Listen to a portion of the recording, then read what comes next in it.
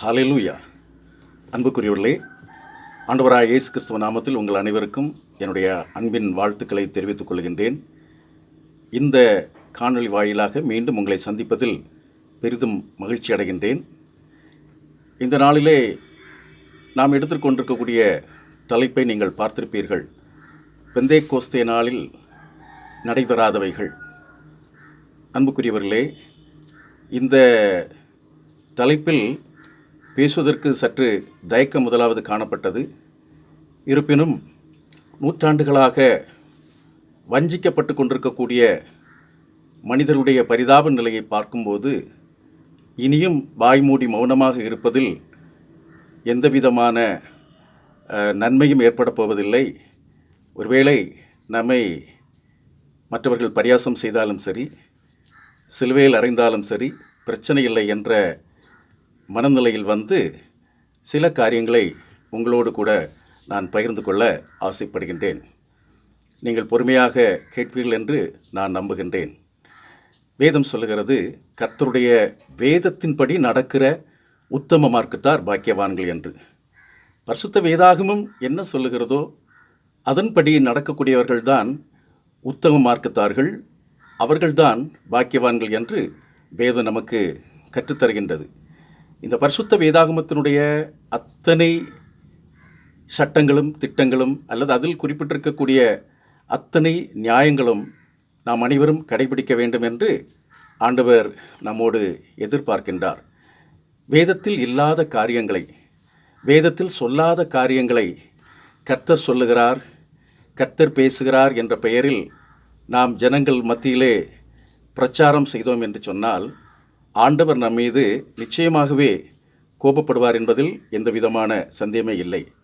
வேதாகமத்தில் இருக்கக்கூடிய காரியங்களை அல்லது இலைமறை காய் போல் இருக்கக்கூடிய காரியங்களை அதை உருட்டி புரட்டி தங்களுக்கு தேவையான கருத்துக்களை மாத்திரம் எடுத்து பரப்புரை செய்கிறவர்கள் அல்லது பிரச்சாரம் செய்கிறவர்கள் நிச்சயமாகவே ஆண்டவருக்கு எதிரிகளாகத்தான் காணப்படுவார்கள். ஏனென்று சொன்னால் சாத்தான் இதை மிக தெளிவாக ஆதியில் ஏதேன் தோட்டத்திலே செய்தான் என்று நமக்கு தெரியும்.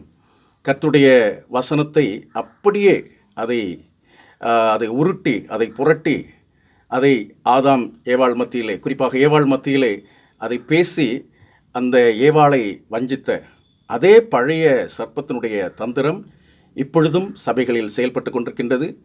குறிப்பாக நியூஜன் குழுக்கள் என்று சொல்லப்படக்கூடிய ஆவி கூட்டங்கள் மத்தியிலே இது போன்ற காரியங்கள் மிக கொடுமையாக, அதாவது கர்த்தர் பார்த்து துக்கப்பட்டு கொண்டிருக்கின்றார், கர்த்தர் பார்த்து வேதனைப்பட்டு கொண்டிருக்கின்றார். அந்த அளவுக்கு மிகவும் துணிகரமாக இது போன்ற பாவங்களை செய்து கொண்டிருக்கின்றார்கள். நாம் எச்சரிக்கையாக இருக்க வேண்டும். குறைந்தபட்சம் நம்முடைய ஆத்மாக்களையாவது பாதுகாக்க தேவன் நமக்கு உதவி செய்வாராக. சரி, நாம் அப்போஸ்தலர் 2ஆம் அதிகாரத்துக்கு நேராக வருவோம். பெந்தேகோஸ்தே என்ற நாளில் சில காரியங்கள் நடைபெற்றது, சில காரியங்கள் நடைபெறவில்லை. நடைபெறாத சில காரியங்களை இந்த நாளிலே நாம் சிந்திக்க இருக்கின்றோம்.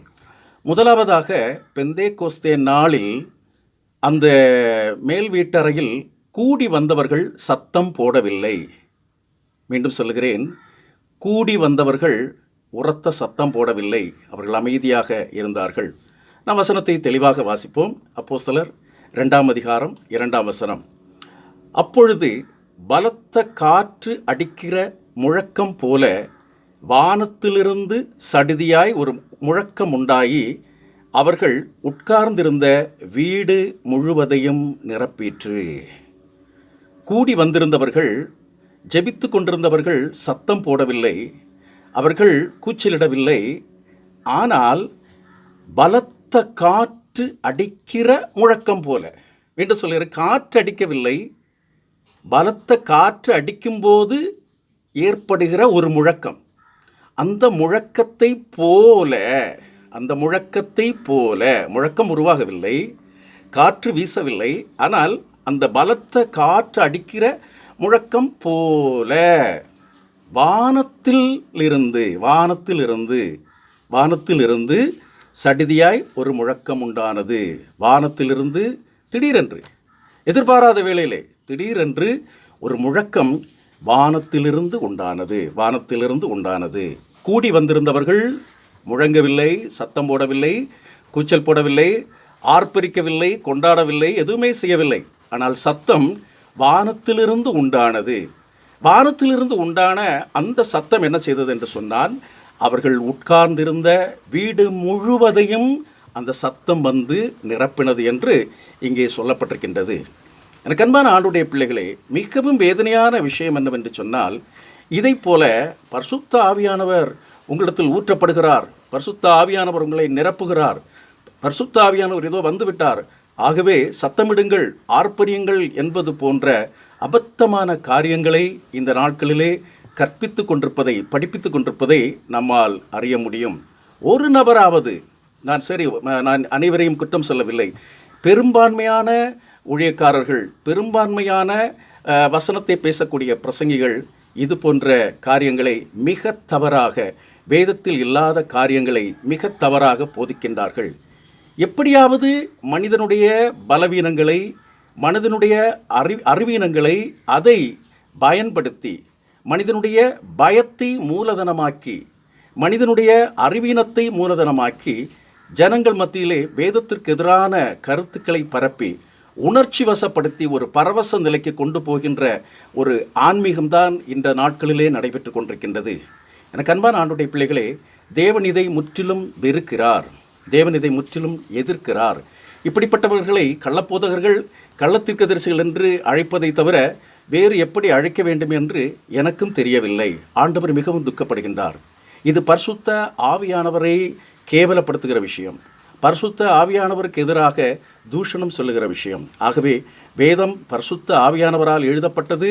அந்த பரிசுத்த ஆவியானவர் மூலமாக, அவருடைய ஏவுதல் மூலமாக எழுதப்பட்ட வசனத்தை பரிசுத்த ஆவியானவருடைய துணையோடு கூட வியாக்கியானம் செய்ய வேண்டும். குறிப்பாக ஒரு வரலாற்றை, நடைபெற்ற ஒரு நிகழ்வை வியாக்கியானம் செய்யும்போது அதில் எந்த மிகைப்படுத்துதலும் இல்லாமல் நடந்தவைகளை அப்படியே சொல்லுகின்றவர்களாக நாம் காணப்பட வேண்டும். எனக்கு அன்பான ஆண்டுடைய பிள்ளைகளே, பெந்தே கோஸ்தே நாளில் கூடி வந்தவர்கள் சத்தம் போடவில்லை. கொஞ்சம் லாஜிக்காக நீங்கள் யோசித்து பார்ப்போமே, கொஞ்சம் லாஜிக்கை நாம் பயன்படுத்துவோம். ஒரு வரலாற்றினுடைய பின்னணிக்கு நேராக நாம் கடந்து செல்வோம். ஆண்டவராக இயேசு கிறிஸ்து படுகொலை செய்யப்பட்டிருக்கின்றார். அவர் கைது செய்யப்பட்ட உடனேயே அவருடைய சீடர்கள், ஆண் சீடர்கள் அத்தனை பேரும் ஓடிவிட்டார்கள். ஒரு நபர் மாத்திரம் சிலுவைக்கு அருகில் வந்து நின்று கொண்டிருக்கிறார். யோவான் அடிகளார் மாத்திரம் சிலுவைக்கு அருகில் நிற்கிறார். மற்ற அனைவருமே ஓடிவிட்டார்கள். பேதுரு சற்று தொலைவில் நிற்கிறார். ஒரு கட்டத்திலே அவரும் கூட ஆண்டவராக இயேசு கிறிஸ்துவை மறுதலிக்கின்ற நிலைமை காணப்படுகின்றது. அத்தனை பேரும் பயந்த ஒரு சூழ்நிலையில் காணப்படுகின்றார்கள். தலைவர் படுகொலை செய்யப்பட்ட ஒரு சூழ்நிலை, தலைவர் தங்களை விட்டு கைவிடப்பட்ட ஒரு சூழ்நிலை. ஏற்கனவே ஆண்டவர் குறிப்பிட்டது போல, மெய்ப்பனை வெட்டுவேன், மந்தைகள் சிதறடிக்கப்படும் என்று சொல்லக்கூடிய அந்த சூழ்நிலையில் தங்களுடைய தலைவர் படுகொலை செய்யப்பட்டிருக்கின்றார், சிலுவையில் அறையப்பட்டிருக்கின்றார். அப்படிப்பட்ட சூழ்நிலையில் தொண்டர்களாகிய அத்தனை பேர்களும், சீடர்களாகிய அத்தனை பேர்களும் அவர்கள் பயந்து நடுங்கி கொண்டிருக்கக்கூடிய ஒரு சூழல், வெளியில் தலை காட்ட முடியாத சூழல். கிறிஸ்தவர்கள் என்று சொன்னாலே ஒரு காலகட்டத்தில் அதனுடைய தொடர்ச்சியாக நாம் பார்க்கின்றோம். பவுலடியார் அதற்கு முன்பாக அவர் என்ன செய்கிறார் என்று சொன்னால், வீடுகள் தோறும் ஏறி இறங்கி அங்கே இருக்கக்கூடிய குழந்தைகளை, பெண்களை, ஆண்களை அத்தனை பேரையும் இழுத்து கொண்டு வந்து கைது செய்து அங்கே நியாய சங்கம் முன்னால் நிறுத்தக்கூடிய அப்படிப்பட்ட ஒரு சூழ்நிலையிலே இந்த ஜனங்கள், இந்த அப்பாவி ஜனங்கள் இதை போல இன்றைய நாட்களிலே சில பெரும்பான்மையான இடங்கள் நடைபெறுவது போல சத்தமிட்டு கூப்பிடுகின்ற அல்லது அலறுகின்ற, ஆர்ப்பாட்டம் செய்கின்றது போன்ற ஒரு காரியம் நடைபெற்றிருக்கும் என்று நீங்கள் நம்புகிறீர்களா அன்பர்களே? நீங்களே சிந்தித்து பாருங்கள். இந்த வேத புத்தகத்தை திறந்து ஒருமுறை கூட அந்த அப்போஸ்தலர் 2ஆம் அதிகாரம் 2ஆம் வசனத்தை நீங்களே வாசியுங்கள். அப்பொழுது பலத்த காற்று அடிக்கிற முழக்கம் போல ஒரு சத்தம், ஒரு முழக்கம் போல ஒரு முழக்கம் வானத்திலிருந்து உண்டானது. கூடி வந்தவர்கள் சத்தம் போடவில்லை, வானத்திலிருந்து அந்த சத்தம் உண்டானது. அந்த சத்தம் என்ன செய்தது என்று சொன்னால், அங்கு கூடி வந்திருந்த மக்கள், உட்கார்ந்திருந்த வீடு முழுவதையும் நிரப்பிற்று என்று வேதம் சொல்லித் தருகின்றது. தேவையில்லாமல் அநேக இடங்களில் இது போன்ற கூச்சல் குழப்பங்கள் போடும்போது புற இனத்தார் மத்தியிலே, புற சமயத்தார் மத்தியிலே தேவையற்ற பிரச்சனைகளையும் சங்கடங்களையும் உருவாக்கி அநேக பொய் வழக்குகள் போடப்படக்கூடிய சூழ்நிலைக்கு காணப்படுகின்றது. அநேக இடங்களிலே ஆலயங்கள் கூட அடைக்கப்பட இது போன்ற சத்தம் இடுதல்கள் அல்லது அலறுதல் போன்ற காரியங்கள் காரணமாக அமைகின்றது என்பதை அன்பர்கள் புரிந்து கொள்ள வேண்டும். பரிசுத்தாவியானவர் நம்மை பலப்படுத்துகிறார், பரிசுத்தாவியானவர் நம்மை நிரப்புகிறார், இவைகளெல்லாம் செய்கின்றார். ஆனால் சத்தமிட்டு அலறி ஆர்ப்பாட்டம் செய்து ஒரு பெரிய ஒரு ஒரு ஒரு ஒரு முழக்கத்தை, ஒரு ஆரவாரத்தை உருவாக்கினால்தான் பரிசுத்தாவியானவர் கடந்து வருவார் என்று வேதத்தில் எங்குமே சொல்லப்படவில்லை. மிகவும் எச்சரிக்கையாக இருப்போம். இரண்டாவதாக, பெந்தேகோஸ்தில் நாளில் நடைபெறாத சம்பவம். பெந்தேகோஸ்தே நாளில் அக்கினி இறங்கவில்லை நண்பர்களே. பெந்தேகோஸ்தே நாளில் அக்கினி இறங்கவில்லை. இந்த நாட்களிலே ஆவிக்குரிய கூட்டங்கள் என்ற பெயரில், விடுதலையின் கூட்டங்கள் என்ற பெயரில் ஆரவார பெருவிழா, உற்சாக திருவிழா, இது போன்ற கூட்டங்களெல்லாம் நடத்தி இறங்கட்டும், ஃபயர் ஃபயர் ஃபயர் என்ற வார்த்தைகளை உச்சரித்து அதை எந்த அளவுக்கு அலறி உச்சரிக்க முடியுமோ போன்ற காரியங்களை செய்து ஜனங்களை வஞ்சித்து கொண்டிருக்கின்றார்கள். பெந்தேகோஸ்தே நாளில் அக்கினி இறங்கவே இல்லை. பெந்தேகோஸ்தே நாளில் அக்கினி இறங்கவில்லை. நமக்கு வேதத்தை வாசிப்போம். வேதம் அந்த அப்போஸ்தலர் 2ஆம் அதிகாரத்தில் நடந்த நிகழ்வை வரலாறாக பதிவு செய்திருக்கின்றது. லூக்கா எப்படி அதை பதிவு செய்திருக்கிறார் என்பதை நான் வாசிப்போம்.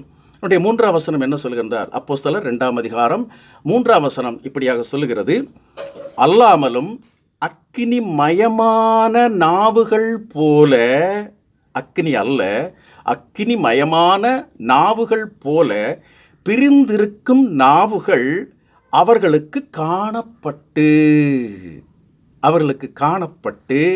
அவர்கள் ஒவ்வொரு மேலும் வந்து அமர்ந்தது. அவர்கள் ஒவ்வொரு மேலும் வந்து அமர்ந்தது. அக்கினி வந்து இறங்கவில்லை. அக்கினி அபிஷேகம் என்ற ஒரு அபிஷேகமே மொத்தத்தில் கிடையாது வேதாகமத்தில். ஆனால் இன்று இதில் அந்த உற்சாக மிகுதியில் அந்த 120 கிளைமேக்ஸில் அந்த பாசஸ் அக்கினி அக்கினி இறங்கட்டும் இறங்கட்டும் இறங்கட்டும் இது போன்ற வாசகங்களை சொல்லி ஜனங்களை ஏமாற்றி இருக்கின்றார்கள். தேவனுக்கு துக்கத்தை ஏற்படுத்தி கொண்டிருக்கின்றார்கள். இடத்துல சொல்லப்பட்டிருக்கிறது, உன்னதமானவர் நகைப்பார் என்று சொல்லி தேவையில்லாத வாசகங்களை, நடைபெறாத ஒரு சம்பவத்தை நடந்தது போல, அக்கினி என்ற ஒரு வார்த்தையை பார்த்தா போதும், தீ நெருப்பு இது போன்ற ஒரு வார்த்தையை வேதத்தில் எங்கேயாவது பார்த்தா போதும், அக்கினி இறக்கி தான் முடியும், இறக்குனாதான் இவங்களுக்கு நிம்மதி வரும் என்கிற அதனுடைய அடிப்படையிலேயே அக்கினி இறங்கிற்று. பெந்தேகோஸ்தே நாளில் அக்கினி இறங்கிற்று. இதனுடைய அடிப்படையில் ஒரு பாடல் கூட இருக்கிறது என்று நான் நினைக்கிறேன். அக்கினி அக்கினி எழுப்புதல் தந்திடும் அக்கினி என்றெல்லாம் பாடுகின்றார்கள். எனக்கு அருமையான ஆண்டவருடைய பிள்ளைகளே, வேதத்தில் சொல்லப்படாத காரியங்களை நாம எதற்கு மிகைப்படுத்தி கூற வேண்டும்? எந்த விதமான இந்த வசனத்தோடு கூட்டி சேர்க்கவும் கூடாது, இந்த வசனத்தில் நம்ம குறைக்கவும் கூடாது அப்படின்ட்டு பரிசுத்த வேதாகம் நமக்கு திட்டமும் தெளிவாக சொல்லி தந்திருக்கின்றது. அப்படி இருக்கும்போது பெந்தேகோஸ்தே நாளில் இறங்குன அக்கினி போல இன்னைக்கு இறங்கும் ஆண்டவரே அப்படின்லாம் சொல்லி நாம் அலறுவது எந்த தேவனை பார்த்து நீங்கள் மன்றாடுகின்றீர்கள்? அல்லது எந்த அக்கினியை நீங்கள் இறக்குவதற்காக நீங்கள் இப்படி கூப்பாடு போடுகின்றீர்கள், கூச்சல் போடுகின்றீர்கள்? தெளிவாக சொல்லப்பட்டிருக்கின்றது. அல்லாமலும் அக்கினிமயமான நாவுகள் போல பிரிந்திருக்கும் நாவுகள் அவர்களுக்கு காணப்பட்டது. அவங்க பார்க்குறாங்க, அப்படியே பார்க்குறாங்க. நல்ல ஒரு ஃப்ளேம், நல்ல அந்த ஒரு அக்கினி இல்லைனா ஒரு தீ நெருப்பு, அந்த பிழம்பு அப்படி போகும்போது அது பிளவுபட்ட நாவு போல அது காணப்படும், அது தென்படும். பார்ப்பதற்கு பிளவுபட்ட நாக்குகள் பிளர்ந்திருப்பது போல அது தென்படும். இந்த அக்கினிமயமான நாவுகளை அங்கு கூடியிருந்தவர்கள் கண்டார்கள். அவர்களுக்கு காணப்பட்டு அப்புறமா என்ன நடைபெற்றது என்று சொன்னால், அவர்கள் ஒவ்வொரு மேலும் இந்த அக்கினிமயமான நாவுகள் போல பிரிந்திருக்கும் பிளவுபட்ட அந்த நாவுகள் அவர்கள் ஒவ்வொரு மேலும் வந்து அமர்ந்தது. அப்போ அக்கினி இறங்கல்ல. தெளிவாக புரிஞ்சுக்கோங்க. கர்த்தருடைய வேதத்தின்படி நடக்கிற உத்தம மார்க்கத்தார் பாக்கியவான்கள். வேதம் என்ன சொல்கிறதோ அதை மாத்திரம்தான் சொல்ல வேண்டும். தேவனுக்கு மகிமை கொண்டு வருகின்றேன், ஆண்டவரை துதிக்கின்றேன், அல்லது ஆண்டவருக்கு நேராக ஜனங்களை வழிநடத்துகிறேன் என்கிற பெயரில் போலியான காரியங்களை, வேதம் சொல்லாத காரியங்களை திட்டமிட்டு நாம் இதை செய்தோம் என்று சொன்னால், கர்த்தர் நம்மை பார்த்து இறுதியிலே சொல்லுவார் ஒரு நாள், அக்கிரம செய்யக்காரனே என்னை விட்டு அகன்று போ, கெட் லாஸ்ட் அப்படியே சொல்லிடுவார். நாம் இன்றைக்கி செய்யக்கூடிய காரியமெல்லாம் ஆண்டவருக்கு பிரயோஜனமான காரியம், பிரியமான காரியம்னு நம்ம நினச்சிட்ருக்குறோம். ஆனால் ஆண்டவர் என்ன சொல்கிறாருன்னா, நீ அக்கிரமம் செஞ்சிட்ருக்கிற, அக்கிரமம் செய்யக்காரனே என்னை விட்டு அகன்று போ என்று ஆண்டவர் நம்மை பார்த்து சொல்வதற்கு நாம் வழிவகுக்கக்கூடாது. அப்போ நல்லா தெளிவாக புரிஞ்சுக்கோங்க, பெந்தேகோஸ்தே நாளில் அக்கினி இறங்கவே இல்லை.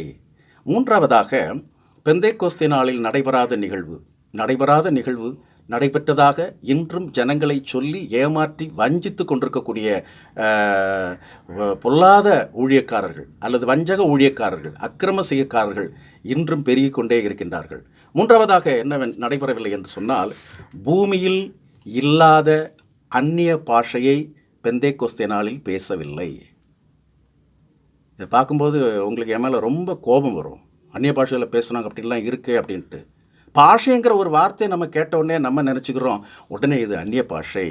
தெளிவாக நான் சொல்லுகிறேன், பூமியில் இல்லாத அந்நிய பாஷையில் அந்த பெந்தேகோஸ்தே நாளில் கூடி வந்தவர்கள் பேசவே இல்லை. திட்டமும் தெளிவுமாக வேதம் நமக்கு சொல்லித் தருகின்றது. 4வது வசனத்தை நான் உங்களுக்காக வாசிக்கிறேன். அப்போஸ்தலர் 2ஆம் அதிகாரம் 4வது வசனம். அவர்கள் எல்லாரும் பரிசுத்த ஆவியினாலே நிரப்பப்பட்டு நாட் அபிஷேகிக்கப்பட்டு, நல்லா புரிஞ்சுக்கொடுங்க, பரிசுத்த ஆவியினாலே நிரப்பப்பட்டு ஆவியானவர் தங்களுக்கு தந்தருளின வரத்தின்படியே வெவ்வேறு பாஷைகளிலே பேசத் தொடங்கினார்கள். ஆவியானவர் தங்களுக்கு தந்தருளின வரத்தின்படியே வெவ்வேறு பாஷைகளில் பேசத் தொடங்கினார்கள். பல்வேறு பாஷைகளில் பேசினார்கள். அந்நிய பாஷைதான், ஆனால் அது ஒரு வரத்தின் அடிப்படையில் வழங்கப்பட்ட பாஷை, ஆவியானவரால் கொடுக்கப்பட்ட பாஷை. ஆனால் அவர்கள் பூமியில் இல்லாத அந்நிய பாஷையை பேசவில்லை, பூமியில் அன்று வழக்கத்தில் இல்லாத அந்நிய பாஷையில் பேசவில்லை. மாறாக அவர்கள் ஆவியானவர் தங்களுக்கு தந்துள்ள வரத்தின்படி வெவ்வேறு பாஷைகள் பேசினார்கள். வெவ்வேறு பாஷைகளில் தாய்மொழியை தவிர்த்து அன்று வழக்கத்தில் இருந்த, அன்று மற்ற மக்கள் பேசின பல்வேறு பாஷைகளில் அங்கு கூடி வந்தவர்கள் பேசினார்கள். 5ஆம் வசனம் அதை மிக தெளிவாக சொல்லப்பட்டிருக்கின்றது. திரளான ஜனங்கள் கூடி வர்றாங்க. இந்த நடைபெற்ற சம்பவத்தை, பெந்தேகோஸ்தே நாளில் ஒரு முழக்கம் உண்டாகின்றது. அதை வீடை நிரப்பின பின்பு ஆவியானவரால் அளிக்கப்பட்ட அந்த வரத்தின்படி அங்கு கூடி வந்தவர்கள் எல்லாரும் பேசத் தொடங்குகின்றார்கள். வெவ்வேறு பாஷைகளிலே பேசத் தொடங்குகின்றார்கள். இந்த பேசுகிற சத்தத்தை கேட்டு திரளான ஜனங்கள் கூடி வந்தார்கள். திரளான ஜனங்கள் கூடி வந்து அவங்க என்ன சொல்கிறாங்கன்னா, தங்கள் பாஷைகளில் இந்த கலிலேயர்கள் பேசுகிறார்கள். கூடி வந்தவர்கள் என்ன செய்கிறார்கள் என்று சொன்னால், அங்கே திரளான ஜனங்கள் 2வது கூடி வந்தார்கள் அல்லவா, அவர்களுடைய பாஷைகளில் இங்கே ஆல்ரெடி கூடி இருக்கிறவர்கள் அவர்கள் பேசத் தொடங்கினார்கள். வெவ்வேறு பாஷைகளில் பேசத் தொடங்கினார்கள். 17 வகையான இனக்குழுக்கள் அன்று கூடி வந்திருக்கின்றார்கள். 17 வகையான இனக்குழுக்கள். இவர்கள் எதற்காக அங்கே வந்தார்கள் என்று சொன்னால், எருசலேம் தேவாலயத்தில் நடைபெற்று கொண்டிருந்த இந்த பெந்தேகோஸ்தே பண்டிகை, இந்த பண்டிகைக்காக, இந்த திருவிழாவுக்காக கூடி வந்திருந்ததான பூமியின் சகல பகுதிகளிலுமிருந்து அங்கிருந்து இந்த ஜனங்கள் எல்லாரும் கூடி வந்திருக்கின்றார்கள். அவர்கள் எல்லாரும் பல்வேறு மொழிகளை பேசக்கூடியவர்கள். குறிப்பாக நாம் பார்த்தோம் என்று சொன்னால், பார்த்தர் மேதியர் முதல் கிரேத்தர் அரேபியர் வரைக்கும் சொல்லப்பட்டிருக்கின்ற 17 வகையான இனக்குழுக்கள். அவர்கள் சொல்லுகிறார்கள், இந்த ஜனங்கள் எங்களுடைய பாஷையிலே பேசுகிறார்கள், இவர்கள் எங்களுடைய பாஷைகளிலே பேசுகிறார்கள் என்று சொல்லி அவர்கள் பிரமிப்படைந்தார்கள், ஆச்சரியப்பட்டார்கள் என்று வேதம் சொல்லித் தருகின்றது. ஆகவே அந்த பெந்தேகோஸ்தே நாளில் அங்கே கூடி வந்தவர்கள் பேசின அந்த பாஷை உலகத்தில் இல்லாத அந்நிய பாஷை அல்ல, மாறாக உலகத்தில் அன்று மற்ற ஜனங்கள் பேசி கொண்டிருந்ததான வெவ்வேறு பாஷைகளை அவர்கள் பேசினார்கள் என்பதை நாம் புரிந்து கொள்ள வேண்டும். பரிசுத்தாவியானவரால் நிரப்பப்படுவதனுடைய அடையாளமே அந்நிய பாஷை பேச வேண்டும், அது அந்நிய பாஷை பேசினாதான் பரிசுத்தாவியானவர் உனக்கு கிடைச்சிருக்கு என்று சொல்லி ஜனங்களை இன்றும் வஞ்சித்து கொண்டிருக்கின்றார்கள், இன்றும் ஜனங்களை ஏமாற்றி கொண்டிருக்கின்றார்கள். அதற்காக அவர்கள் எப்படியாவது நீ அந்நிய பாஷை பேச வைக்கணும் என்கிறதுக்காகவே எடுக்கக்கூடிய கடுமையான முயற்சிகள், கையத்தட்டு சத்தம் போடு, அதைச்சை இதைச்சை என்றெல்லாம் சொல்லி ஜனங்களை ஏமாற்றி கொண்டிருக்கின்றார்கள். மீண்டும் சொல்கிறேன் அன்பர்களே, வேதத்தை சரியாக புரிந்து கொள்ளுங்கள். 17 வகையான இனக்குழுக்கள் அன்று கூடி வந்திருந்தார்கள். அவர்கள் பேசிக்கொண்டிருந்த அவர்களுடைய தாய்மொழியில் இந்த கலிலேயரான மனிதர்கள் வெவ்வேறு பாஷைகளை பேசினார்கள். அது ஆவியானவர் கொடுத்த வரத்தின் அடிப்படையில் தான் அவர்கள் பேசினார்கள் என்பதை நாம் புரிந்து கொள்ள வேண்டும். நான்காவதாக நண்பர்களே, பெந்தேக்கோஸ்தே நாளில் நடைபெறாத மிக முக்கியமான விஷயம் என்னவென்று சொன்னால், அந்நிய பாஷையில் அந்த பேசின அல்லது வெவ்வேறு பாஷையில் பேசின அந்த கூடி வந்தவர்கள், அவர்கள் தேவனோடு ரகசியம் பேசவில்லை. அவர்கள் வெவ்வேறு பாஷையில் தேவனோடு ரகசியம் பேசவில்லை. இன்றைக்கி தந்திரமாக அதாவது வசனத்தை புரட்டி அதை அப்படியே உருட்டி நல்லா உருட்டுறான் சொல்லி சின்ன பசங்க சொல்லுவாங்க, நல்லா உருட்டுறான். அதே மாதிரி இந்த தந்திரமாக வசனத்தை உருட்டி அதை எந்த அளவுக்கு திரித்து அதை பொருள் விளக்கம் கொடுக்கின்றார்கள். கூடி வந்தவங்க அந்நிய பாஷை பேசுறதுனாலே தேவனோட ரகசியம் பேசுறது, அதை ஏங்க நீங்கள் தடுக்கிறீங்க அப்படின்னு சொல்லிட்டு அவங்க சொல்கிறாங்க. ஆனால் வேதம் என்ன சொல்கிறது என்று சொன்னால், அந்த திரளான ஜனங்கள் இந்த 17 வகையான இனக்குழுக்கள் அன்று வந்து இந்த ஜனங்கள் எல்லாரும் வெவ்வேறு பாஷைகளில் பேசுகிறத கேட்டுட்டு எங்கள் பாஷைகளில் இவர்கள் பேசுகிறார்கள் என்று சொல்லி அவர்கள் என்ன சொன்னார்கள் என்று சொன்னால், வசனம் 11 அப்போஸ்தலர் 2ஆம் அதிகாரம் 11ஆம் வசனம், இவர்கள் தேவனுடைய மகத்துவங்களை பேச கேட்கிறோமே என்றார்கள். இவர்கள் தேவனுடைய மகத்துவங்களை பேச கேட்கிறோமே என்றார்கள். மீண்டும் தெளிவாக சொல்கிறேன், இவர்கள் தேவனுடைய மகத்துவங்களை பேசினார்கள். அந்நிய பாஷையில் ஏதோ குறுகுறு என்று தேவனோடு ரகசியம் பேசவில்லை. அந்நிய பாஷையில் தேவனோடு பேசவில்லை. வெவ்வேறு பாஷைகளை அவர்கள் பேசினார்கள். அந்த வெவ்வேறு பாஷைகளில் அவர்கள் தேவனுடைய மகத்துவங்களை பேசினார்கள்.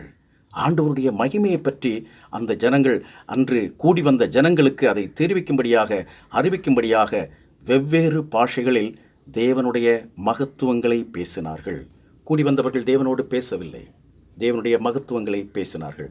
பரிசுத்த வேதாகமம் நமக்கு திட்டவட்டமான உண்மையை நமக்கு போதிக்கிறது. அன்பர்களே, இந்த உண்மைகளை தவிர்த்து நமக்கு எதிராக மற்றவர்கள் அல்லது வேத வசனத்திற்கு எதிராக ஒருவர் போதிக்கிறார் என்று சொன்னால் அவர் சிலுவைக்கு பகைஞராக இருப்பார். அவர் தேவனுக்கு பகைஞராக இருப்பார். அவர் சாத்தானுடைய ஊழியக்காரராக இருப்பார் என்பதில் எந்த விதமான சந்தேகமில்லை. இதை கேட்டுக்கொண்டிருக்கக்கூடிய அன்பான சகோதர சகோதரிகள், என்னிடத்தில் நீங்கள் ஒருவேளை இதை கேட்கும்போது உங்களுக்கு கோபம் ஏற்படலாம். வேறு வழி இல்லை, உண்மையை உண்மையாக சொல்லித்தான் ஆக வேண்டும். உண்மை கொஞ்சம் கசக்கும். நான் எனக்கு சொந்தத்திலிருந்து எதையும் நான் எடுத்து உங்களுக்கு சொல்லவில்லை. பரிசுத்த வேதாகமம் அப்போஸ்தலர் 2ஆம் அதிகாரத்தில் இருக்கக்கூடிய அதே வாசகத்தை தான், அதே வரலாற்றை உங்கள் முன்னாக வேதம் எப்படி எழுதி நமக்கு தந்திருக்கின்றதோ அதை அப்படியே உங்களுக்கு முன்னாக நான் சொல்லி தந்திருக்கிறேன். மீண்டும் ஒரு முறை கூட நான் அதை ஒரு சின்ன குறிப்பாக உங்களுக்கு சொல்கிறேன். பெந்தேக்கோஸ்தே நாளில் கூடி வந்தவர்கள் சத்தம் போடவில்லை. 2, பெந்தேக்கோஸ்தே நாளில் அக்கினி இறங்கவில்லை. 3, பெந்தேக்கோஸ்தே நாளில் பூமியில் இல்லாத அந்நிய பாஷை பேசப்படவில்லை. 4, பெந்தேக்கோஸ்தே நாளில் கூடி வந்தவர்கள் அந்நிய பாஷையில் தேவனோடு பேசவில்லை. அவர்கள் வெவ்வேறு பாஷையில் தேவனுடைய மகத்துவத்தை பேசினார்கள். தேவனுடைய மகத்துவத்தை நம்ம பேசுவோம். வெவ்வேறு பாஷை, எத்தனை மொழி வேணாலும் படித்து தேவனுடைய மகத்துவங்களை நாமும் பேசுவோம். அதை தவிர்த்து சுயலாபத்திற்காக அல்லது நாம் பிரபலம் அடைவதற்காக மற்றவர்கள் எல்லாரும் நம்மை அழைத்து நமக்கு வாய்ப்பு தர வேண்டும் என்பதற்காக வேதத்தில் இல்லாத காரியங்களை நாம் செய்யக்கூடாது. அன்பர்களே, இதை நீங்கள் ஒருவேளை இப்பொழுது கேட்கும்போது நான் முதலில் குறிப்பிட்டதில் கோபம் ஏற்படலாம். ஒரு முறை கூட நீங்கள் பொறுமையாக இந்த பரிசுத்த வேதாகமத்தை பிரித்து நீங்கள் அதை திறந்த மனதோடு கூட பரிசுத்த ஆவியானுடைய துணையோடு கூட அதை வாசியுங்கள். தேவன் உங்களுக்கு உண்மையை வெளிப்படுத்தி தருவார். அன்பர்களே, நான் இதுவரையிலும் எந்த வேண்டுகோளையும் உங்கள் முன்னால் வைக்கவில்லை. எல்லாரும் சொல்லுகின்றார்கள் நீங்கள் வேண்டுகோள் வைக்க வேண்டும் என்று. இந்த காணொளி, இந்த சிறு செய்தி உங்களுக்கு பிடித்திருக்கும் என்று சொன்னால் நீங்கள் இதை லைக் செய்யுங்கள், இதை ஷேர் செய்யுங்கள், கமெண்ட் பண்ணுங்கள். பிடிக்காட்டே ஒரு அன்லைக்காவது நீங்கள் போடுங்க. ஏதாவது ஒரு காரியத்தை நீங்கள் செய்யுங்க. உங்களுடைய கருத்துக்களை நீங்கள் பதிவு செய்வதில் எந்த விதமான சந்தேகமே இல்லை. இதை மற்றவர்களுக்கும் சொல்லுங்கள், ஷேர் பண்ணுங்கள். அநேகர் இந்த உண்மைகளை அறியட்டும். ஆண்டுடைய நாமம் மகிமைப்படட்டும். உங்கள் அனைவருக்கும் நன்றிகளை கூறிக்கொண்டு விடைபெறுகிறேன். மீண்டும் அடுத்த காணொளியில் சந்திப்பது வரையிலும் தேவ கிருபையும் பிரசன்னமும் நம் அனைவரோடும் கூட தங்கியிருக்கட்டும். ஆண்டுடைய நாமம் மகிமைப்படட்டும். ஆமென்.